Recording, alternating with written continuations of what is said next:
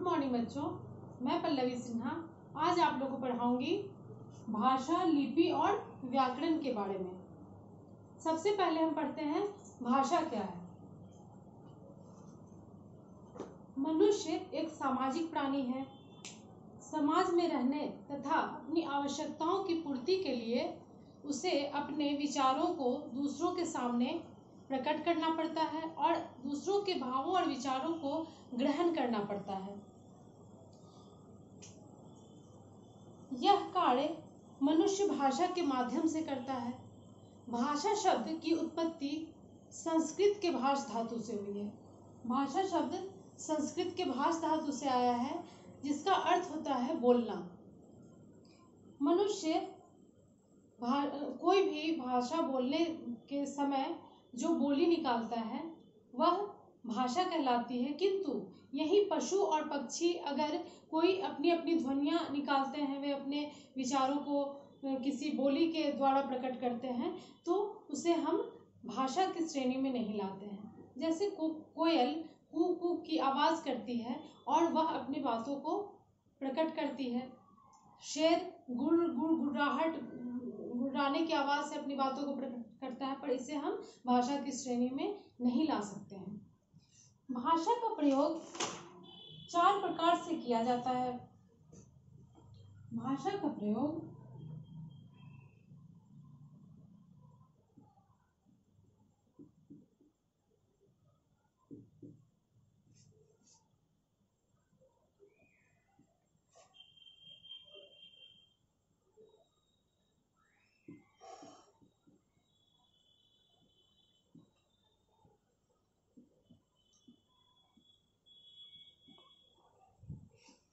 जिसमें पहला है बोलकर,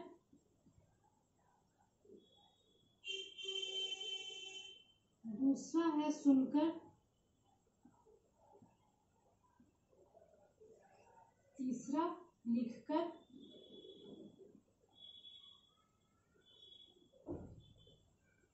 और चौथा पढ़कर।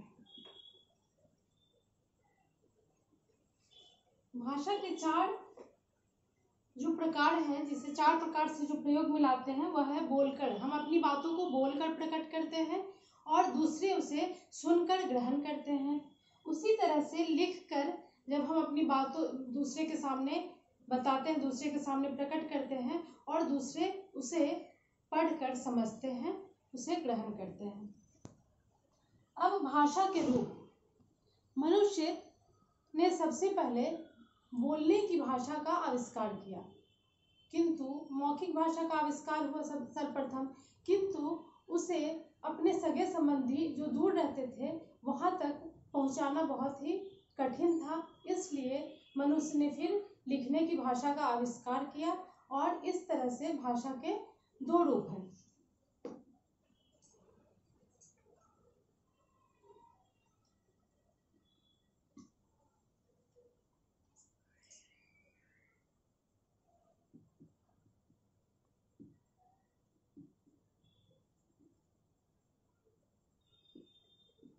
पहला मौखिक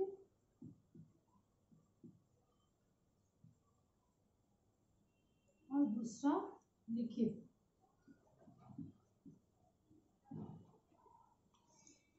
भाषा का पहला रूप है मौखिक और दूसरा रूप है लिखित। मौखिक भाषा में हम अपनी बात दूसरों के सामने बोलकर प्रकट करते हैं और दूसरे उसे सुनकर समझते हैं। दूसरा है लिखित भाषा। लिखित भाषा का वह रूप है जिसमें हम अपनी बात लिखकर दूसरों के सामने कहते हैं, दूसरों के सामने प्रकट करते हैं और दूसरे उसे पढ़कर समझते हैं। जैसे पत्र लिखना, किताबें लिखना, समाचार पत्र पढ़ना आदि। और मौखिक भाषा के उदाहरण हैं जैसे टेलीफोन पर बातचीत करना, भाषण देना, कविता पाठ करना आदि। एक भाषा का एक रूप सांकेतिक भाषा भी है, किंतु इसका प्रयोग हम अधिकतर नहीं करते हैं। यह ट्रैफिक पुलिस जब रोड पर हम चलते हैं तो ट्रैफिक पुलिस संकेत के द्वारा अपनी बातों को समझाता है, उसे हम सांकेतिक भाषा कहते हैं। सांकेतिक भाषा का एक उदाहरण वह है। अब हम जानते हैं भाषा के अनेक रूप हैं। भाषा के कौन कौन से रूप हैं? भाषा के अनेक रूप हैं। जैसे भाषा के अनेक रूप हैं।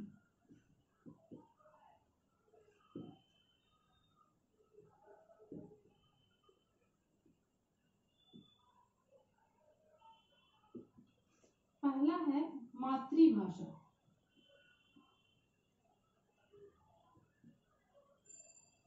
हम जानेंगे मातृभाषा क्या है। मातृभाषा बच्चों उस भाषा को कहते हैं जो मनुष्य अपने शैशवावस्था में अपनी माँ के द्वारा एवं अपने परिवार के द्वारा सबसे पहली बार सीखता है। उस भाषा को हम मातृभाषा कहते हैं, वह मातृभाषा कहलाती है। जैसे पंजाबी परिवार में जन्मे हुए बच्चों की भाषा मातृभाषा पंजाबी हुई। उसी तरह से बंगाल के परिवार के बच्चों की मातृभाषा बंगाली हुई, बंगला हुई।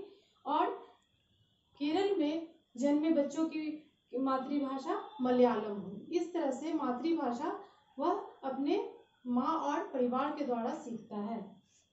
दूसरा है राष्ट्रभाषा।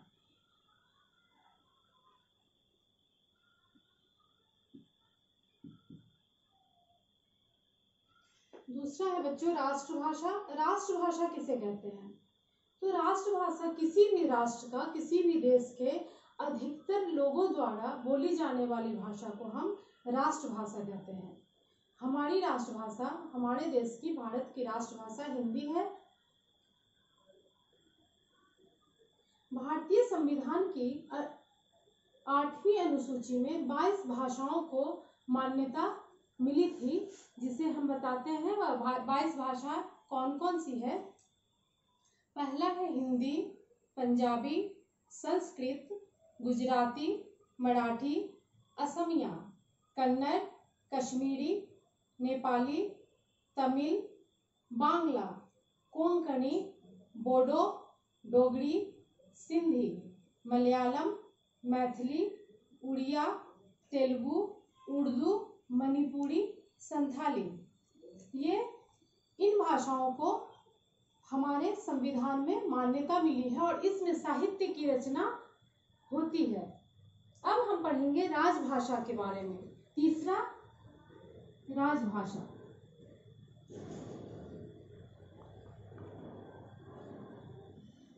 हम जानेंगे बच्चों राजभाषा क्या है।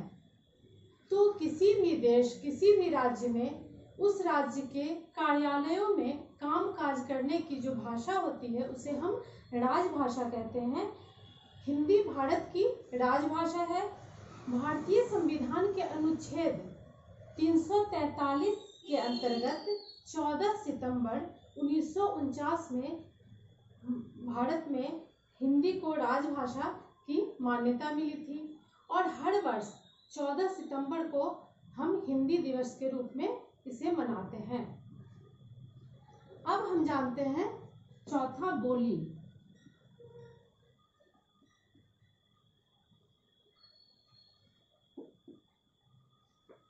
बोली का क्षेत्र, बोली किसे कहते हैं? तो क्षेत्र विशेष में बोली जाने वाली भाषा को हम बोली कहते हैं। इसका क्षेत्र बहुत ही सीमित होता है, क्योंकि कुछ कहते हैं कि एक कोस पर बोली बदल जाती है, कुछ न कुछ वह अंतर होता है बोली में, कुछ दूरी पर वह बदल जाती है। और सबसे बड़ी बात कि बोली में किसी भी क्षेत्र का, किसी भी साहित्य की रचना नहीं होती है। यह इसका विकसित रूप, बोली का विकसित रूप उपभाषा कहलाता है और हम बोली को का क्षेत्र बहुत सीमित है यह जानते हैं। अब हम बढ़ते हैं लिपि की ओर। लिपि किसे कहते हैं? अब हम जानेंगे बच्चों कि लिपि क्या है।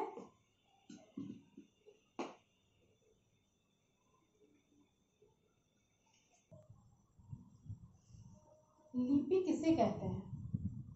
मौखिक भाषा में ध्वनियों का प्रयोग किया जाता है, जबकि लिखित भाषा में अक्षरों और वर्णों का प्रयोग किया जाता है।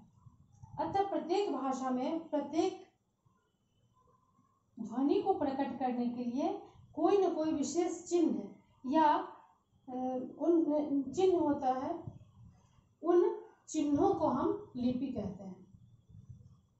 लिपि शब्द का सामान्य अर्थ होता है लिपना।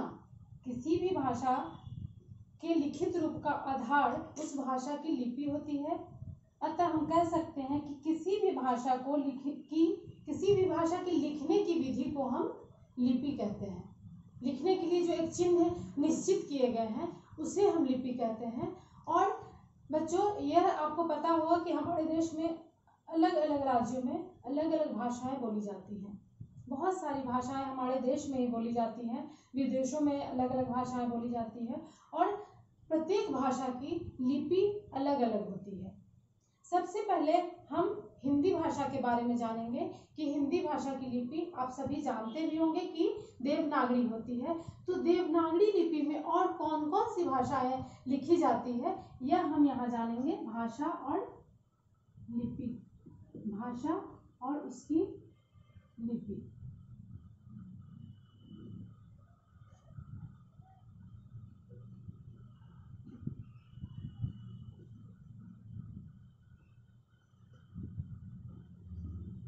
हिंदी, संस्कृत, मराठी और नेपाली, इन चारों भाषाओं की लिपि देवनागरी है।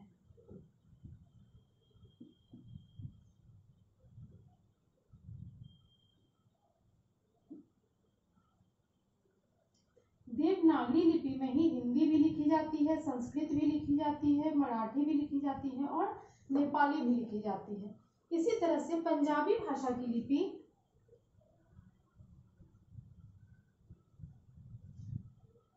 गुरुमुखी,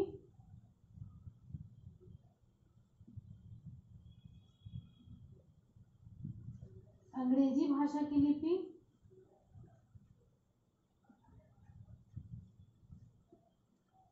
रोमन,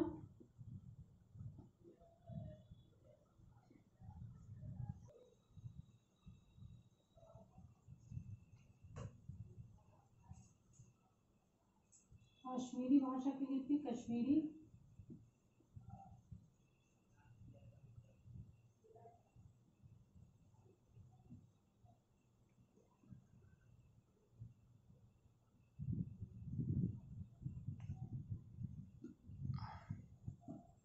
बांग्ला भाषा की लिपि बांग्ला,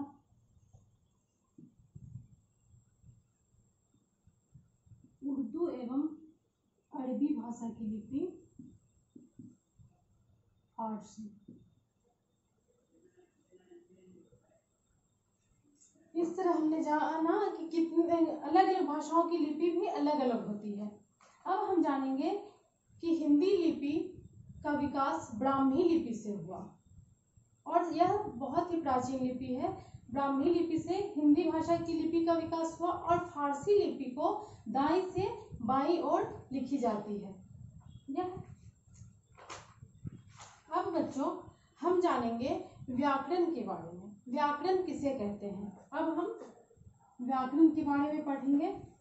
व्याकरण किसे कहते हैं, व्याकरण की परिभाषा क्या है और व्याकरण को सीखने से हमें क्या क्या लाभ मिलते हैं। तो व्याकरण वह शास्त्र है जिस शास्त्र के द्वारा हमें शुद्ध शुद्ध बोलना, पढ़ना, लिखने का ज्ञान होता है, उसे हम व्याकरण कहते हैं। किसी भी भाषा को शुद्ध शुद्ध लिखने के लिए, शुद्ध शुद्ध पढ़ने के लिए और शुद्ध शुद्ध से जानने के लिए हम व्याकरण की जानकारी प्राप्त करते हैं। व्याकरण हमें शुद्धता का ज्ञान बोध कराता है। व्याकरण के 3 अंग हैं। व्याकरण के 3 अंग हैं।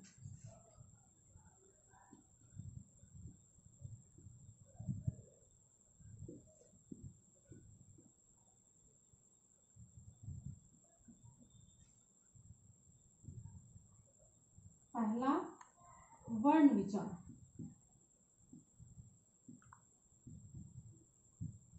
दूसरा शब्द विचार,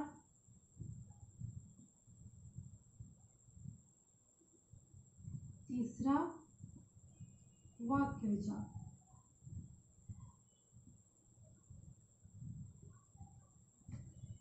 व्याकरण के 3 अंग के बारे में हम जानेंगे बच्चों कि यह क्या है और इससे हम कैसे व्याकरण से यह संबंध रखता है। तो सबसे पहला है वर्ण विचार। वर्ण आप जानते हैं यह भाषा की लघुत्तम इकाई है और इसमें हमें वर्णों के बारे में, अक्षर के बारे में इस पर विचार किया जाता है। दूसरा है शब्द विचार। वर्ण के सार्थक समूह से शब्द बनते हैं और इसमें शब्द के बारे में विचार किया जाता है। तीसरा वाक्य विचार। यह शब्दों के सार्थक समूह से वाक्य बनता है और इसमें वाक्य विचार में वाक्य पर विचार किया जाता है। इस तरह आज हमने भाषा, लिपि और व्याकरण के बारे में जाना। बच्चों धन्यवाद।